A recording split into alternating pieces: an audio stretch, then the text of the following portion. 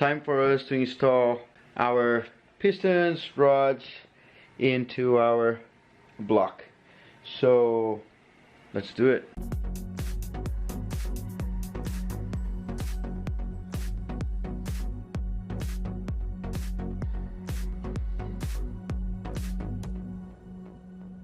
Alright, on the last video, well, last two videos, I assembled this and I installed the rings, right? So the rings are there, right position and gapped and all that stuff. Now, first thing we need to do is we need to get some oil.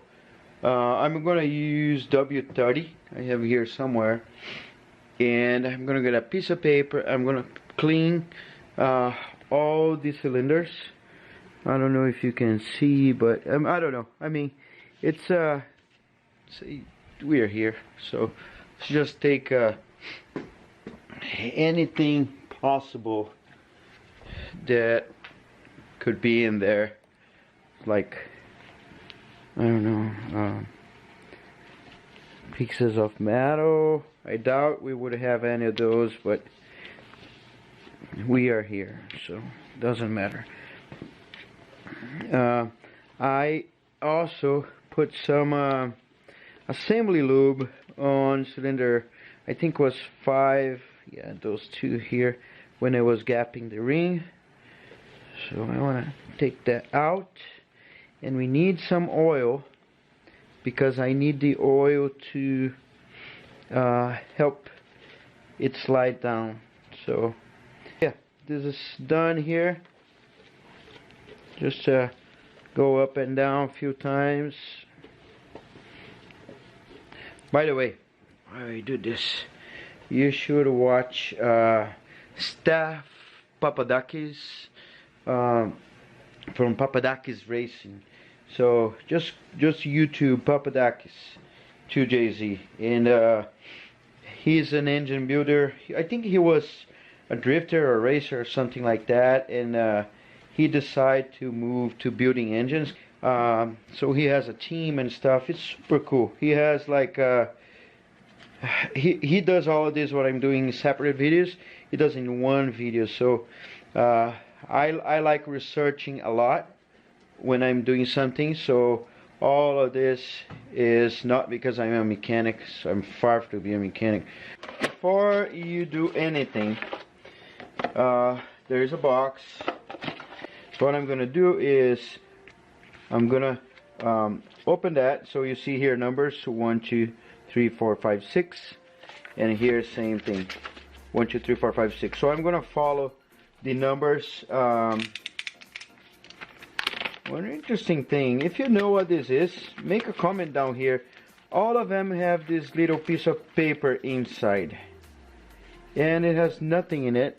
There's one piece in here and one piece in there. I think that could tell something, like, oh, this is something. Anyway, I'm gonna just wipe it. Looks clean to me. Yeah, those look better.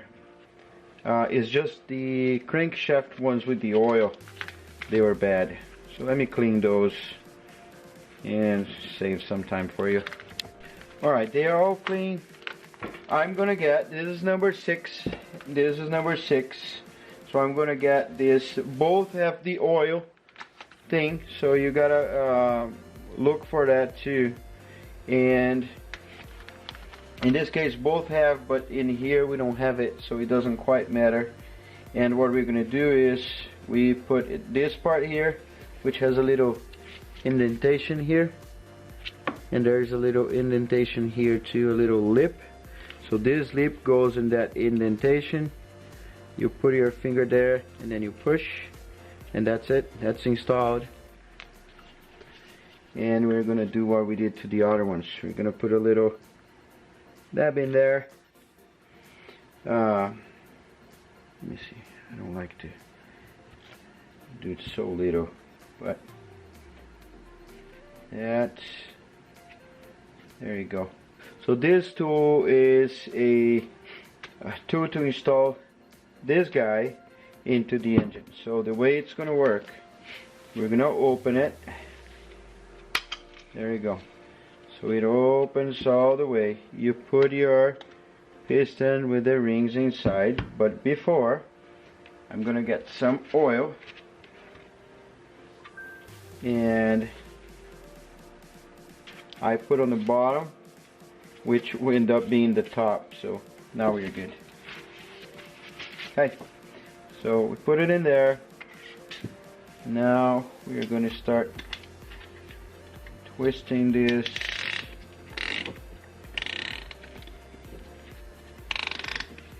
There we go. And it's tightening up on the rings.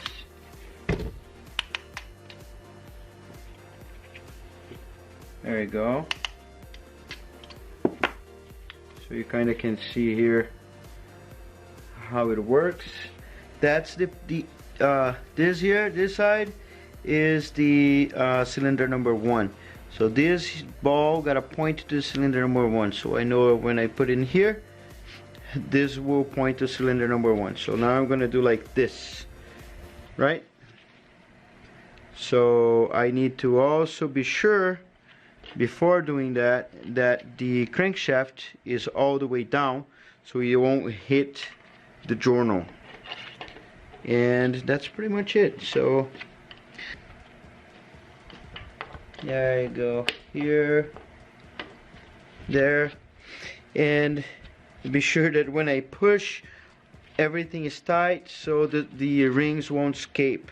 So I'm gonna get the back of a mallet and I'm gonna tap the top of it.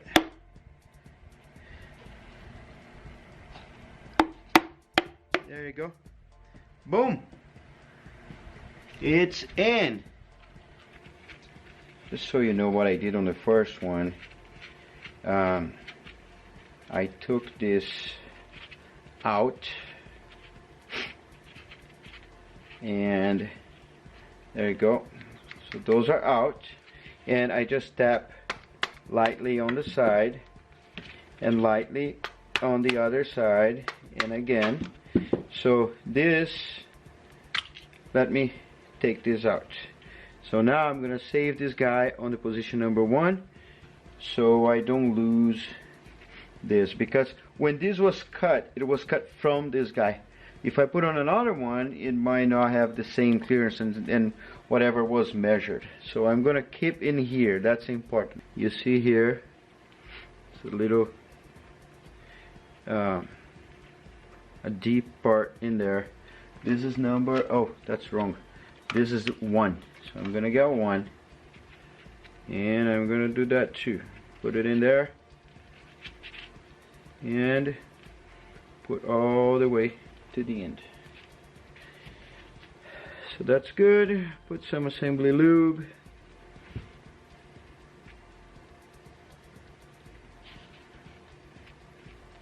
There you go. Yeah, those guys are good.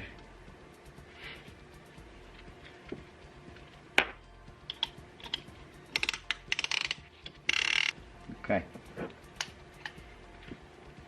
Cylinder number 1. So we're gonna point the little ball, little circle to this side here. Be sure that this is aligned so it goes down when it hits the bottom there. There you go. So now I just need to be sure that this is aligned 100%. Yeah, it looks like it. Alright, so either I can push quickly, it never works for me, or I can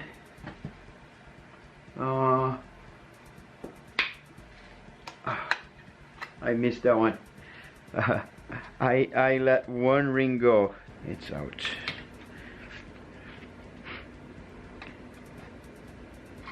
Okay. That.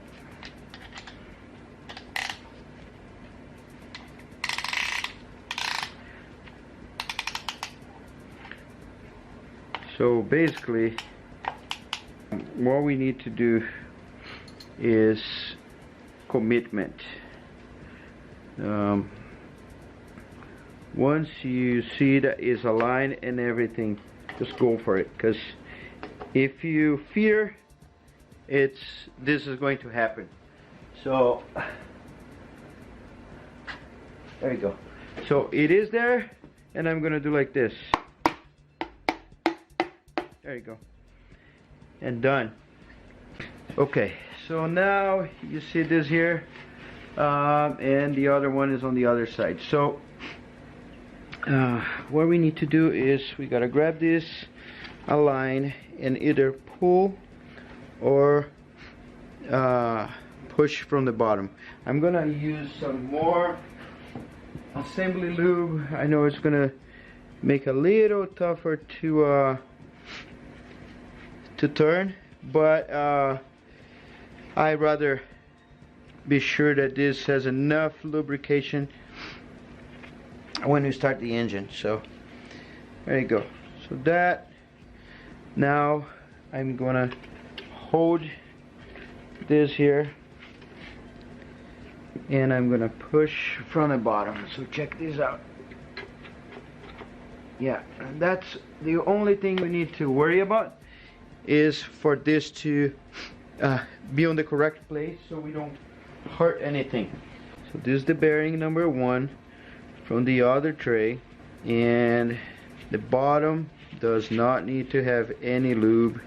It gotta be dry. Hold one side, push the other one. That's that. So we have this and that. That's that, this and that. So I need to look at the numbers. Yep, I do see number on that side, and I do see number on this side and not on this one. So this is what we're gonna do. Just put it in there. So I have 5/16 is SAE, not metric. So I'm gonna torque it to 35 foot-pound.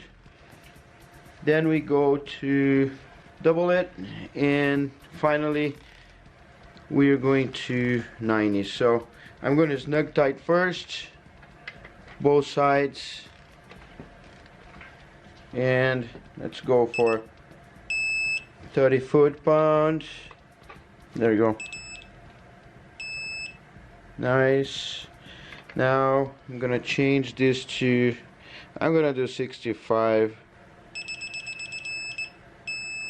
There you go. Sorry. Nice. And finally I'm gonna go all the way to 95. Wow.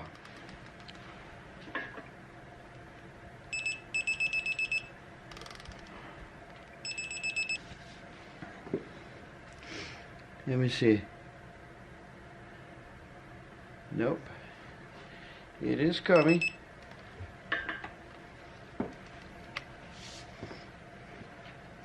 It doesn't look right. I'm gonna forget that one. Let's go to the number 6 now. What I'm gonna do is I'm gonna drop him down with this. So now I have it down enough. It's not torqued at all. And now we're gonna use a torque wrench. So we're gonna go 35. 35. So 90.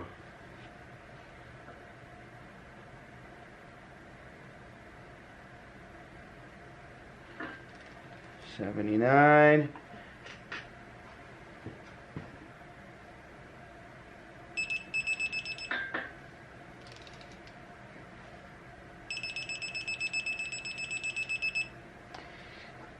It's funny, anything I keep tightening, but it stops. So I'm gonna go the other one.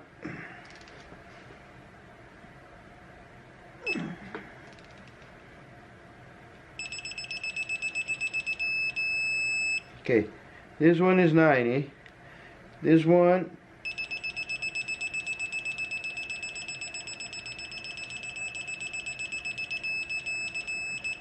kinda did 90.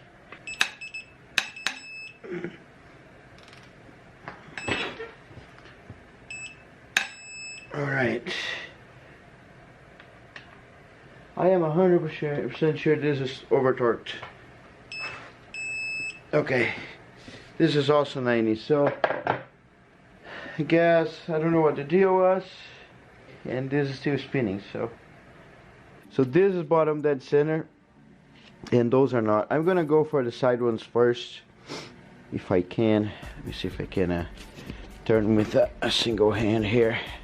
Yeah, it gets harder because of the assembly lube, but yeah, there you go.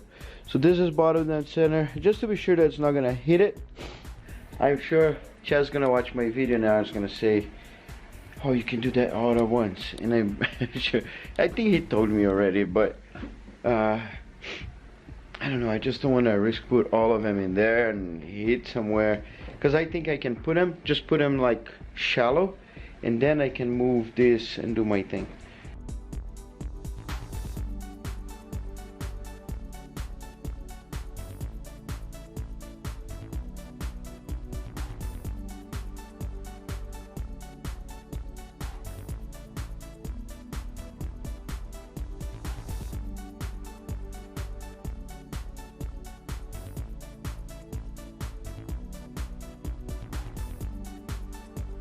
So I submerge the bolts in oil, which are W30. Now they go right there. So I'm gonna zap them with the impact wrench. And well, I wasn't quite trusting my other torque wrench for some reason. It's brand new, and look at that. This is 90 foot-pound. 90 foot-pound. So we keep pushing, and there you go. Here it is. Let me get the caps. It's gonna be like magic. Boom. Okay, so that got it there. Got it there. So I'm gonna drop it there and get the bolts.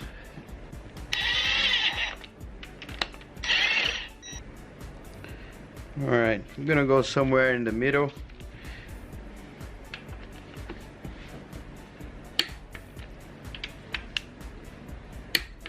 And 80 and 90.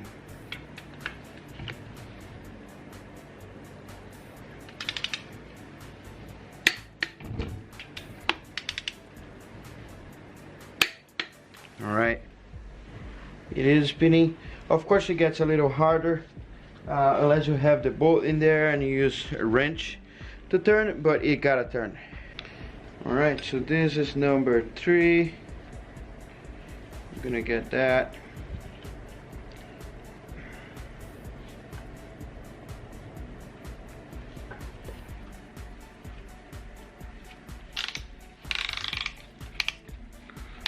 This is a cool way to do too, because you're already here. It's already inserted in there. And yeah, the only thing is align. Put the ball that way. Gotta always do that.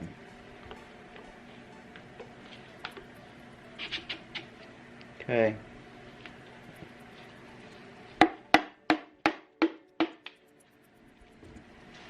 There you go.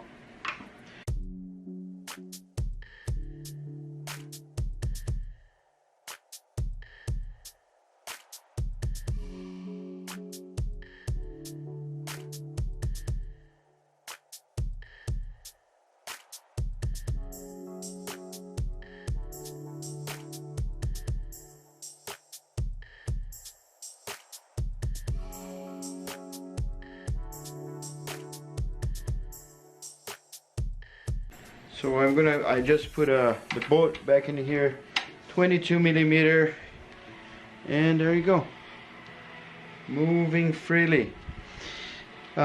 And that's what I need. I just need some oil to get in here before the engine start beating hard. And just so you see this working,